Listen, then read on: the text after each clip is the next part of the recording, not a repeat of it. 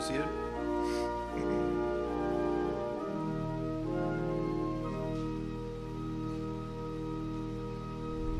Well, this morning we'll be finishing up our exhortation series in 1 Corinthians 15. So if you want to turn there with me to 1 Corinthians chapter 15, you can find that on page 1790. The verses we'll be on. We're going to be starting on verse 35 of 1 Corinthians 15. It's page 1790. And just a little comment, we'll see here as we finish up this chapter that we've been, up to this point, kind of looking through a lens of a battlefield, of a war, and kind of from a tactical perspective, kind of something from high up. But this morning we're going to see it's going to come down to the ground level, to more of a boots on the ground. And we're going to see, really, what does this mean for me about the resurrection? So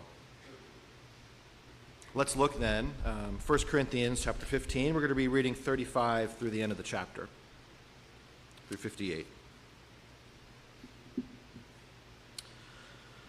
But someone may ask, how are the dead raised? With what kind of body will they come? How foolish. What you sow does not come to life unless it dies. When you sow, you do not plant the body that will be, but just a seed, perhaps of wheat or of something else. But God gives it a body as he has determined, and to each kind of seed he gives its own body. All flesh is not the same. Men have one kind of flesh, animals have another, birds another, and fish another. There are also heavenly bodies, and there are earthly bodies. But the splendor of the heavenly bodies is of one kind, and the splendor of earthly bodies is another.